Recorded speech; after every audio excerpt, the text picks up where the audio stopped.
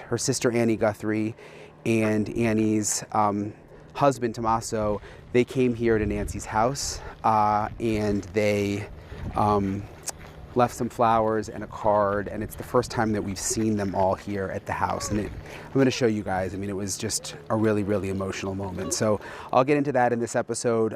Also, I was just over at the lawyer's office for the man whose house, the second raid that happened, the one where I got very, very close.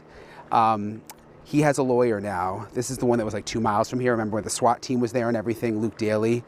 And I was just talking to his lawyer about what is happening behind the scenes.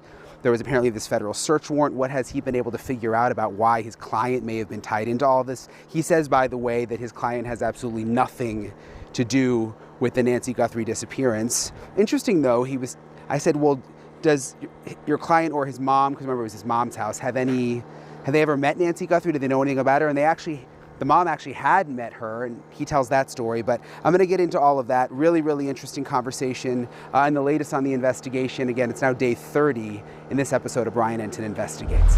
Hey guys, all right, so I'm outside Nancy's house, and I was telling you, it's really the first time that we have seen Savannah Guthrie and her family here, at least publicly. There was that one day, you guys remember I told you that there was that SUV that showed up that went into the garage. We weren't able to see who got out.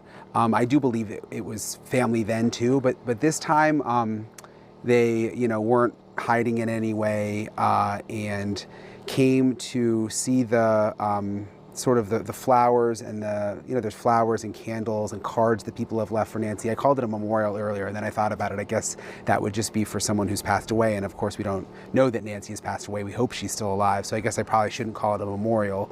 But they clearly wanted to see it for themselves, and it was just a News Nation crew who was here, and one other network, and I'm glad no one really tried to ask any questions or anything, which I'm glad about. I'm glad they got to just have their moment. So I want to play for you that whole kind of moment. And I think it's important, again, just because it shows what they're going through and kind of reminds all of us the emotional impact this has had on them and why this is just such a sad case when you think about 84-year-old Nancy Guthrie missing and what her family is going through. So I just want to play you this moment, the whole raw thing, just so you can see it for yourself.